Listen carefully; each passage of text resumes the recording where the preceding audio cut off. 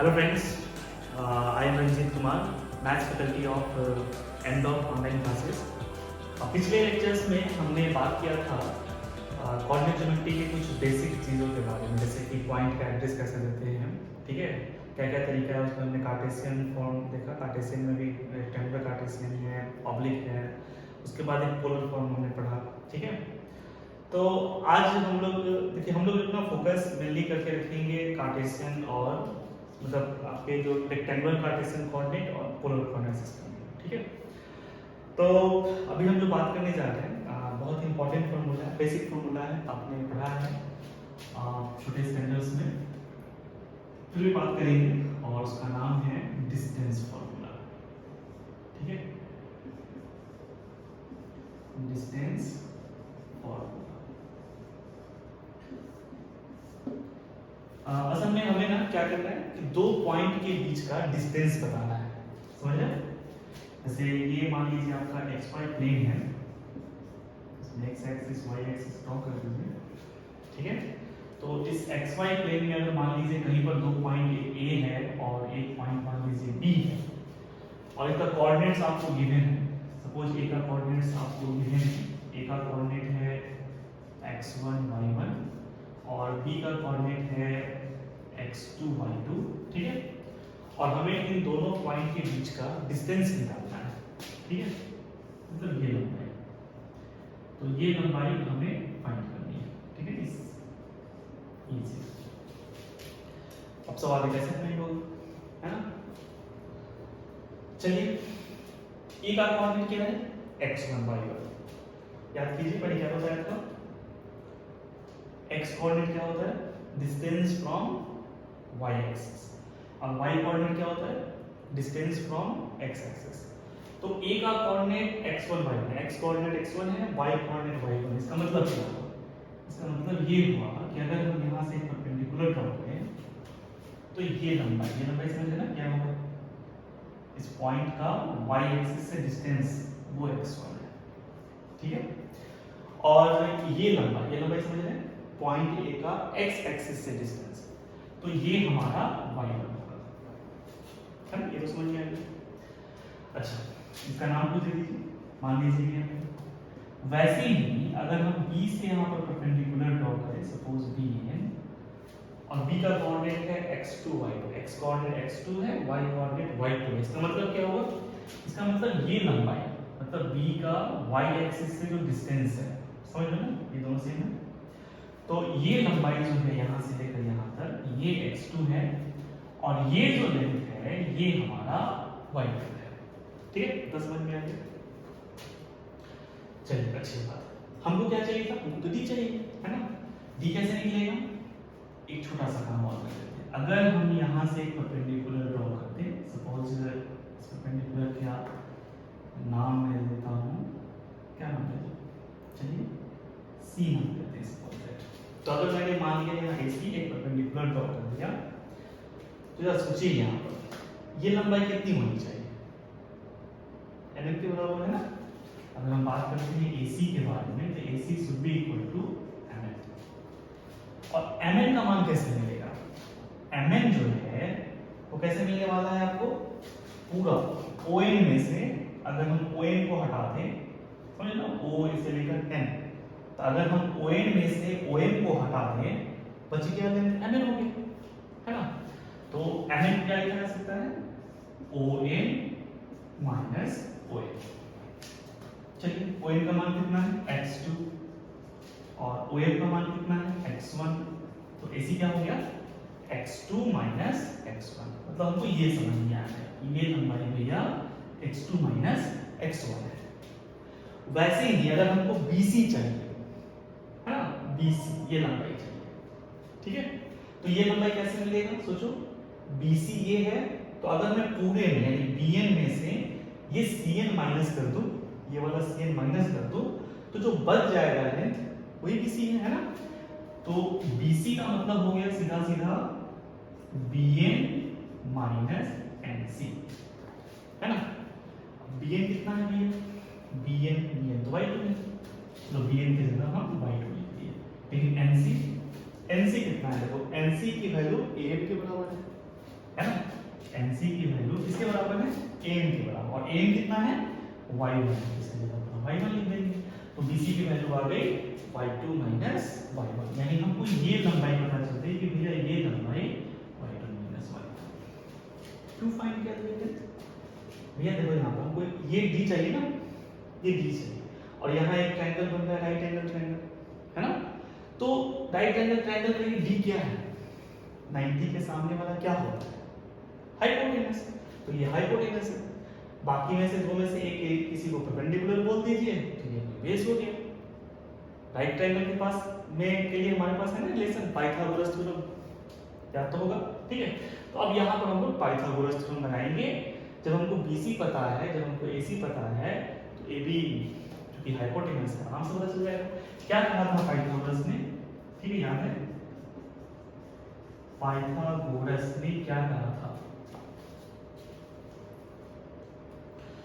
तो पाइथागोरस ने कहा था कि AB मतलब जो हाइपोटेनस उसका स्क्वायर किसके बराबर होगा, बाकी दो साइड के स्क्वायर के सम के, BC square plus AC square. चलिए AB हमारा वही D है, D स्क्वायर। BC की वैल्यू बोल दी है, BC क्या हुआ y2 माइनस y1, इसका होल स्क्वायर हो गया, एंड AC हो गया x2 माइनस x1 का होल स्क्वायर। अब चाहो तो इसको पहले इसको बाद में लिख सकते हो, बिकॉज जो सम होता है नंबर्स का वो तो सॉरी कम्यूटेटिव होता है, a प्लस b को b प्लस a लिख सकते हैं। इसको पहले इसको कर लेते हैं, x2 माइनस x1 का whole square plus y2 minus y1 का होल स्क्वायर, ये d स्क्वायर की वैल्यू आ गई। तो यहाँ से हमको d समझ में आ गया कि भैया d क्या होगा, d होगा root under x2 minus x1 का whole square plus y2 minus y1 का होल स्क्वायर। ये कहलाता है डिस्टेंस फॉर्मूला, ठीक है, इसको डिस्टेंस फॉर्मूला बोलते हैं। समझ में आ रहा है ना। देखो अगर हम कोऑर्डिनेट एक्सिस चेंज करते, मतलब हम कोऑर्डिनेट एक्सिस हम मान लो हम यहाँ y ड्रॉ करते हैं, यहाँ x ड्रॉ करते हैं, ओरिजिन कोई और कर देते हैं, तो a और b का कोऑर्डिनेट्स चेंज हो जाएगा, पर डिस्टेंस चेंज नहीं होगा। समझ में आ रहा है, डिस्टेंस तो जो है वही आने वाला है। बात समझ में आ रही है नहीं आ रही? चलिए तो डिस्टेंस फॉर्मूला आप समझ गए अच्छे से, ठीक है।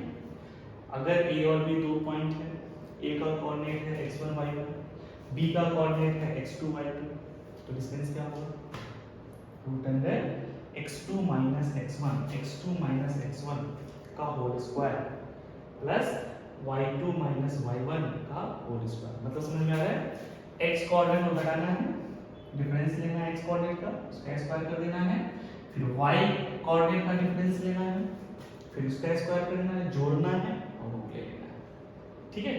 ये काम कर लेना है, कोई दिक्कत वाली बात नहीं ना, अच्छे से समझ में आ गया। तो अब आप क्या कीजिए, वीडियो को पॉज कीजिए, जो इस पर लिखा होगा उसको फटाक से नोट कीजिए, फिर आगे बढ़ते हैं, ठीक है।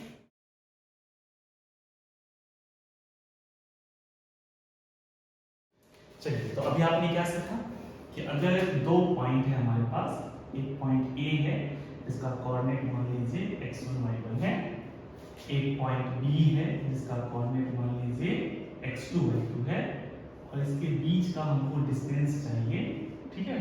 तो डिस्टेंस का क्या फॉर्मूला होगा, डिस्टेंस का फॉर्मूला होगा root under x2 minus x1, यानी x कोऑर्डिनेट का डिफरेंस का square plus y2 minus y1, है ना, यानी y कोऑर्डिनेट के डिफरेंस का स्क्वायर, ठीक है। तो ये डिस्टेंस फॉर्मूला है। अब इस थोड़ा सा एग्जांपल लेते हैं, जैसे मान लो कोई अपने से कोई पॉइंट लेते हैं, सपोज कौन सा पॉइंट ले लो, कुछ भी ले लो, ठीक है। जैसे मान लिया कि हम 2 3 ले लिए, एक पॉइंट A है और एक A की जगह 2 3 ले लेते हैं, और B की जगह कोई पॉइंट ले लेते हैं, सपोज दैट क्या लेते हैं, चलिए -3 4 ले लेते हैं। अब हमको इन दोनों के बीच का डिस्टेंस निकालना है, आराम से निकल जाएगा। डिस्टेंस मतलब A से B तक की दूरी AB, मतलब एग्जांपल दे रहा हूं, ठीक है। मान लीजिए कि अगर आपके पास एक पॉइंट A है जिसका कोऑर्डिनेट 2 3 है, B का कोऑर्डिनेट -3 4 है, तो जो डिस्टेंस हुआ AB वो क्या हुआ, आराम से फॉर्मूला लगाइए। क्या फॉर्मूला है आपके पास, x कोऑर्डिनेट के डिफरेंस का स्क्वायर, है ना, प्लस y कोऑर्डिनेट के डिफरेंस का स्क्वायर का रूट। तो चलिए x कोऑर्डिनेट का डिफरेंस निकालते हैं, है ना। अब किसी को भी ले लीजिए, आप x2 माइनस x1 का होल स्क्वायर करो या x1 माइनस x2 का होल स्क्वायर करो, बात तो क्या है सेम ही है, ठीक है। तो चलो मान लीजिए कि हम इसको x1 y1 करते हैं, इसको x2 y2 करते हैं, तो x2 माइनस x1 है ना, मतलब -3 - 2 का whole square plus y2 minus y1 यानी 4 - 3 का होल स्क्वायर। ये तो कितना आ गया, ये आपका हो गया -5 का स्क्वायर और ये हो गया 1 का स्क्वायर। तो 5 का स्क्वायर कितना होता है 25 + 1 यानी ये हो गया √26, ठीक है। ये निकल गया, आसान है, ऐसे क्वेश्चन तो आराम से बन जाएंगे ना, डिस्टेंस निकालना कौन से बेटा। चलिए वीडियो पॉज कीजिए, इसको नोट कीजिए, फिर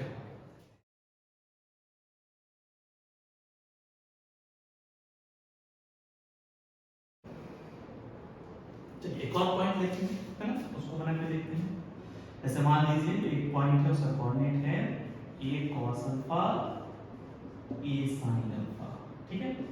एक दूसरा पॉइंट है b, उसका कोऑर्डिनेट है a cos बीटा, ठीक है, a cos बीटा, cos नहीं लेते, ठीक है, sin लेते, a sin beta and a cos beta, ऐसे लेते, ठीक है। चलिए अब मान लीजिए हमको इसी a और b के बीच का डिस्टेंस निकालना है, सेम फॉर्मूला यूज करना है।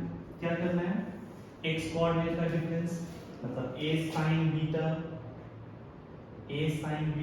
माइनस a cos अल्फा, समझो, a sin beta minus a cos alpha का होल स्क्वायर, ठीक है। इसके बाद फिर plus a cos beta minus a sin, मतलब y कौन का डिफरेंस करेंगे ना, तो a cos beta minus a sin alpha, a cos beta minus a sin alpha का फिर अगेन हो गया होल स्क्वायर, ठीक है। वही x2 माइनस x1 का whole square plus y2 minus y1 का होल स्क्वायर, ठीक है, इसका फिर रूट लेते हैं। चलिए फिर आगे बढ़ते हैं, यहाँ पर कुछ नहीं करना है, बस सॉल्व करना है, ठीक है। चलिए क्या होगा, ये a माइनस b के होल स्क्वायर को तोड़ देंगे, a स्क्वायर क्या होता है a माइनस b का होल स्क्वायर, पता है ना, a माइनस b का होल स्क्वायर होता है a square plus b square minus 2a, वही अगर प्लस रहता तो क्या होगा a square plus b square plus 2a, simple है ना।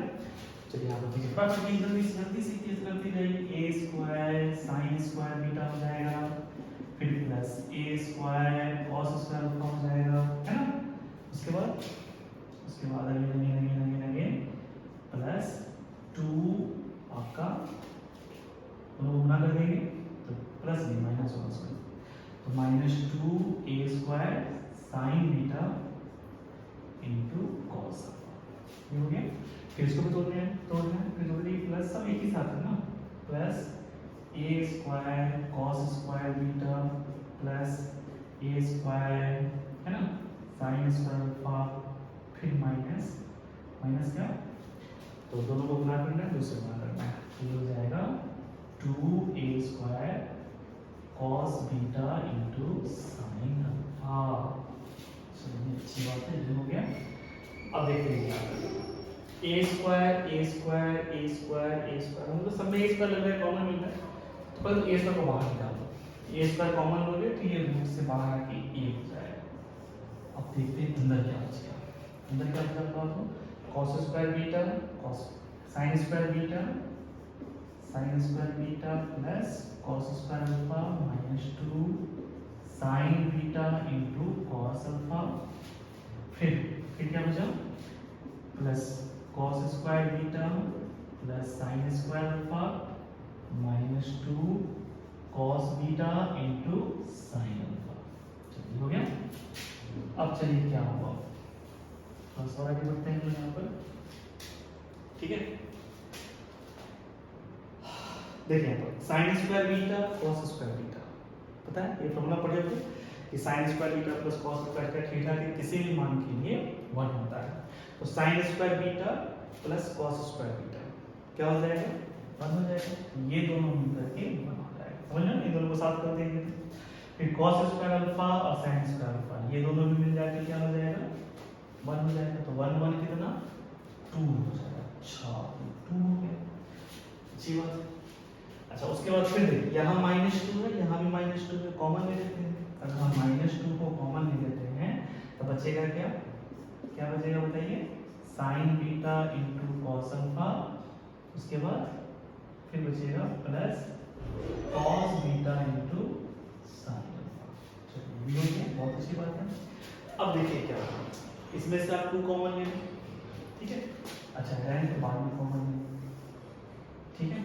ये कुछ आ रहा है ना, देखो तो ये कुछ आ रहा है, sin beta cos alpha plus cos beta sin alpha, या फिर sin alpha cos beta plus cos alpha into sin beta, कुछ लग रहा है जाना पहचाना। अरे यार पढ़े हो गए ना ये formula, sin a plus b वाला फॉर्मूला भूल गए, क्या था, sin a into cos b plus क्या था बताओ, cos a into sin b, है ना, a और b दो angle, sin cos cos sin, ठीक है, sin a प्लस b। तो वैसे ही तो यहाँ पर देखो a की जगह पर अल्फा है और b की जगह पर बीटा है, वही तो है ना, sin a into cos b plus cos a into sin b। आप जिसको भी किसी को भी बोल दो, a को अल्फा बोल दो, b को बीटा बोल दो, a को बीटा बोल दो, b को अल्फा बोल दो, उससे भी फर्क नहीं पड़ेगा, ठीक है। तो फाइनली है क्या ये, sin अल्फा प्लस बीटा। चलो ठीक है, ये 2 - 2 sin क्या हो गया, अल्फा प्लस बीटा, ठीक है। यहाँ तक तो किसी को कोई दिक्कत नहीं है ना। अब इसके आगे क्या कर सकते हैं, आगे भी सॉल्व कर सकते हैं, बिल्कुल कर सकते हैं।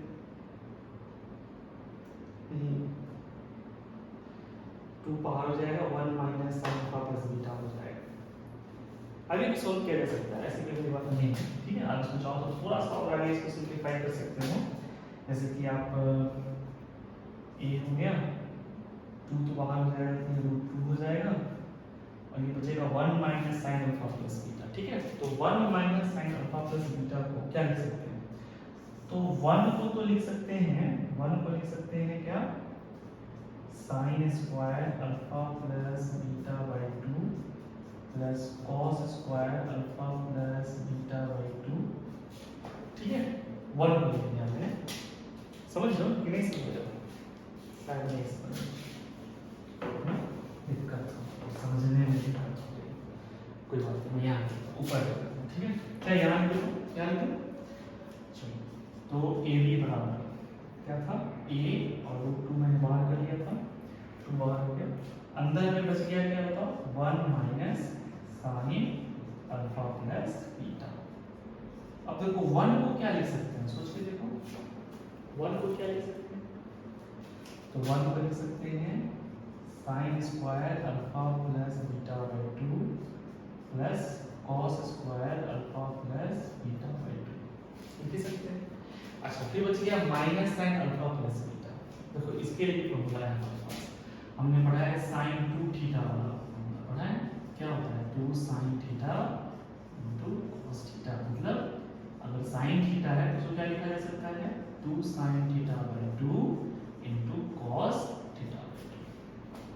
क्लियर है, तो ये लिख सकते हैं। तो उस हिसाब से यहाँ पर तो sin अल्फा प्लस बीटा है, उसको मैं लिखने जा रहा हूँ क्या, माइनस तो पहले से 2 sin, तो मैं क्या लिखूँ, 2 sin alpha plus beta by 2 into cos alpha plus beta by 2, ठीक है।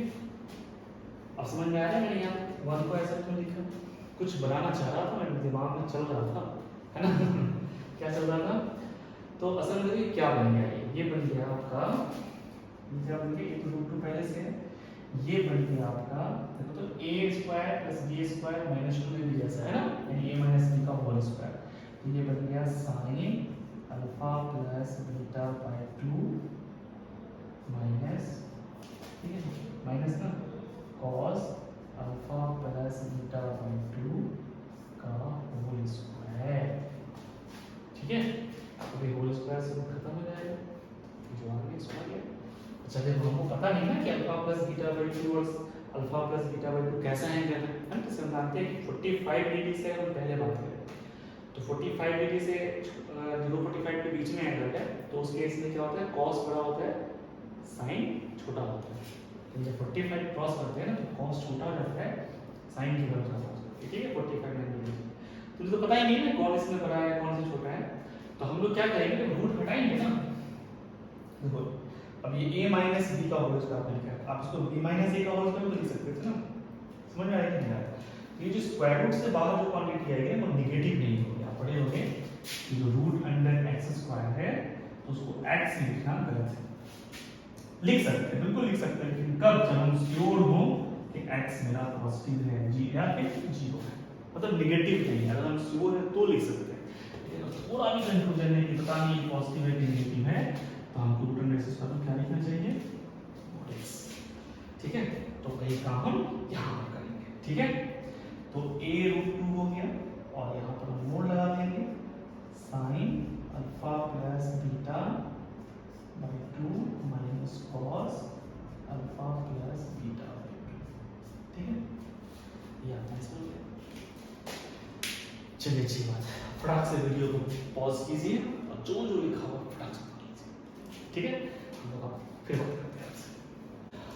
अब थोड़ी सी बात हम लोग ज्योमेट्रिकल कर लेते हैं। ठीक है, अभी कुछ क्वेश्चंस होता है ना ज्योमेट्री से जुड़ा हुआ, जैसे कि वर्टेक्स दे देगा, बोलेगा साबित करो कि ये इक्विलैटरल ट्रायंगल है। अब ये इक्विलैटरल ट्रायंगल है तो क्या मतलब होता है, तो ट्रायंगल कैसे पता चलेगा इक्विलैटरल ट्रायंगल, बड़ी देखेंगे इसमें, है ना। तो एक प्रॉपर्टी देखो सकती है कि साइड्स इक्वल, वर्टेक्स दिया हुआ है तो आसान सी बात हो गई ना, डिस्टेंस फॉर्मूला लगा देंगे। नहीं, a का कोऑर्डिनेट दिया हुआ रहेगा, b का दिया हुआ रहेगा, c का दिया रहेगा, डिस्टेंस लगा करके ab निकाल देंगे, bc निकाल देंगे, ac निकाल देंगे, देखेंगे तीनों बराबर आएगा तो हो गया, इक्विलैटरल ट्रायंगल हो गया। एक आइसोस्केलस है, आइसोस्केलस में क्या होता है, दो साइड इक्वल होते हैं, है ना, दो साइड बराबर आ गया, हो गया। ठीक है, और भी बहुत कुछ, जैसे कि मान लीजिए हो सकता है कि साबित करें कि ये जो पॉइंट्स हैं वो किसी पैरेललोग्राम के पॉइंट्स हैं।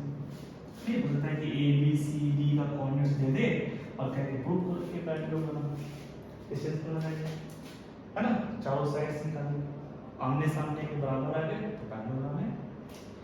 पैरेललोग्राम की प्रॉपर्टी होती है ना कि आमने सामने के साइड्स पैरेलल होते हैं और इक्वल होते हैं। ठीक है, मतलब पैरेलल होंगे और इक्वल भी होते हैं, ये पैरेललोग्राम की प्रॉपर्टी है। ठीक है, अच्छा और भी बहुत कुछ कर सकते हैं पैरेललोग्राम को निकालने के लिए, साबित करने के लिए। अच्छा इसी में क्या है, कहीं साबित करें कि ये रेक्टेंगल है, तो फिर क्या करना पड़ेगा, रेक्टेंगल का होगा। देखो पैरेललोग्राम के ना और जनरली डायगोनल्स जो होते हैं ना वो बड़े छोटे होते हैं, ये डायगोनल बड़ा है और ये डायगोनल क्या है, छोटा है ना। लेकिन जब ये रेक्टेंगल बन जाएगा, रेक्टेंगल बनने का मतलब हर एंगल 90 डिग्री का, ठीक है, तो ये दोनों डायगोनल सेम हो जाएंगे। बात समझ में आ रही, यानी पैरेललोग्राम के डायगोनल्स अगर इक्वल हो जाए तो वो रेक्टेंगल बन जाएगा। एक साबित करो कि ये रोम्बस है, तो रोम्बस का मतलब क्या है, ऑल साइड्स आर इक्वल, है ना। ठीक है, अगर साबित करो कि ये चारों पॉइंट्स जो है वो मिलकर के स्क्वायर बनाते हैं, तो उसमें तो चारों साइड दिखाना ही पड़ेगा बराबर है, डिस्टेंस फॉर्मूला लगा के दिखा देंगे। साथ ही साथ जो आपके जो स्क्वायर होते हैं, तो स्क्वायर के डायगोनल्स इक्वल करते हैं। तो रेक्टेंगल जो होता है ना, रेक्टेंगल में जो कंडीशंस है कि चाहे आमने सामने के साइड्स बराबर, डायगोनल्स इक्वल, तो अगर आमने सामने के साथ साथ सारे बराबर हो गए, अगल बगल के भी बराबर हो गए, तो फिर वो रेक्टेंगल नहीं रहा, वो स्क्वायर बन गया, है ना। तो ऐसे ही करके ज्योमेट्रिकल फिगर्स के बारे में आपसे इंफॉर्मेशन मांगेंगे, तो आप थोड़ी बहुत ज्योमेट्री लगाओगे बन जाएगा। -2 -1, उसके बाद है 1 0, ठीक है, उसके बाद है 4 3 एंड एक और है 1 2, ठीक है। -2 -1 1 0, देखिए ये चार पॉइंट्स हैं हमारे पास, -2 -1 1 0 4 3 और 1 2। क्वेश्चन है कि साबित करने के लिए कह रहा है, साबित करें कि चारों मिलकर के पैरेललोग्राम बनाते हैं, ठीक है। तो चलिए मान लेते हैं कि ये A है, B है, ये C है, ये D है ना। और अगर ये ABCD वाकई में पैरेललोग्राम है तो 100% आमने सामने के जो साइड्स हैं वो इक्वल होंगे, मतलब AB के बराबर होगा CD और AD के बराबर होगा कौन, BC। निकालते हैं डिस्टेंस को, निकालिए। सबसे पहले AB निकालते हैं, AB निकालिए फटाफट, निकालिए डिस्टेंस को लगाकर। क्या होता है, रूट अंडर x कोऑर्डिनेट का डिफरेंस, तो याद होगा ना फॉर्मूला, x कोऑर्डिनेट निकालिए 1 माइनस माइनस 2 यानी 1 प्लस 2 हो गया, उसका whole square plus 0 minus minus 1 यानी 0 प्लस 1 हो गया, उसका होल स्क्वायर। ठीक है, तो अपन निकालते जाइए, ये 2 1 3, 3 का स्क्वायर 9 और 1 का स्क्वायर 1, ये हो गया रूट 10। चलिए अच्छी बात है, ए भी निकाल लीजिए और फटाफट बी से निकालें, जल्दी सब तो निकालना ही है ना, फटाफट निकालते जाते हैं, देरी क्यों करना है। चलिए 4 में से बन गया, 4 में से बन गया 4 माइनस 1 का स्क्वायर प्लस 3 माइनस 0, समझ लो ना, का स्क्वायर कितना आ गया, 4 माइनस 1 3, 3 का स्क्वायर हो गया 9, 3 माइनस 0 3, 3 का स्क्वायर हो गया 9, 9 9 18 हो गया, इसका रूट लेंगे तो 9 3 रूट 2 आएगा ना, तो 3 रूट 2। चलिए इसी हो गई। अब ऐसे निकालिए, सीडी निकालिए, सीडी निकालिए। चलिए सीडी कितना कैसे निकलेगा, फिर अभी वही काम करेंगे, रूट अंडर x कोऑर्डिनेट का डिफरेंस 1 माइनस 4 का स्क्वायर प्लस 2 माइनस 3 का स्क्वायर। अब बताओ 1 माइनस 4 कितना होता है, माइनस 3 का स्क्वायर 9 हो गया, ये माइनस 2 माइनस 3 माइनस 1 माइनस 1 का स्क्वायर 1 हो गया। अभी भी याद आना ही चाहिए, ए बी रूट 10 आया था, ए बी रूट 10 है तो सी बी रूट 10 ही होना चाहिए था, तो ठीक अच्छी बात है। अच्छा अब क्या बचेगा, डी ए डी बोलिए चाहे डी ए बोलिए, तो डी ए कैसे निकलेगा, डी और ए के बीच ना, तो क्या करेंगे x2 माइनस x1 का होल स्क्वायर यानी 1 माइनस माइनस हो जाएगा प्लस 2 का square plus y2 minus y1 यानी 2 माइनस माइनस प्लस 1 हो जाएगा का स्क्वायर। ये कितना आ रहा है, 2 प्लस 1 कितना होगा, 2 प्लस 1 3, 3 का स्क्वायर हो गया आपका 9 and again this is 9, this is again 3 2, ठीक है ना। देखिए AB के बराबर कौन आ गया, AB के बराबर आ गया DA, सॉरी AB के बराबर आ गया CD और AD के बराबर आ गया BC, है ना, AD BC बराबर हो गया कैलकुलेट। ठीक है, अब क्या साबित करने के लिए रेक्टेंगल लेके तो डायगोनल्स निकाल लेंगे, AC निकाल लेंगे, BD निकाल लेंगे। अगर डायगोनल्स बराबर हैं तो रेक्टेंगल है, डायगोनल्स बराबर नहीं है तो रेक्टेंगल नहीं है। तो ऐसे करके कुछ कुछ ज्योमेट्रिकल क्वेश्चंस रहेंगे आपके, आप देखिए चैप्टर्स खोलिए, बहुत सारे प्रॉब्लम मिलेंगे तो डिस्टेंस फॉर्मूला से आप साबित कर सकते हो। ठीक है, तो फिर हम लोग नेक्स्ट क्लास में बात करेंगे। ओके, अच्छा हाँ, आप लोगों से शिकायत है, आप लोग चैनल सब्सक्राइब नहीं कर रहे हो, गलत बात है, चैनल को सब्सक्राइब करो, वीडियोस को शेयर करो ताकि हम मोटिवेट हो और फिर आपके लिए और अच्छा वीडियो बना कर दे आपको। ठीक है, हम कोशिश करेंगे कि हम कंटिन्यू आपके लिए सारे वीडियोस बनाएं, पोस्ट करें ताकि आप घर बैठे बैठे कम से कम एक अच्छा खासा जो नॉलेज होना चाहिए, ठीक है, 11 12 के बच्चों को, तो वो आप नॉलेज यहाँ पर ले सको। ठीक है, मैथमेटिक्स का हो चाहे फिजिक्स का हो, इसका वीडियो बनाएंगे, है ना। तो पहले लेकिन चैनल को आप शेयर सब्सक्राइब करो, बेल आइकन दबा दो और फिर शेयर करो। ठीक है, ज़्यादा से ज़्यादा शेयर करो, ठीक है, और लाइक भी करो। चलिए अच्छी बात है, फिर मिलते हैं नेक्स्ट क्लास में किसी नए टॉपिक।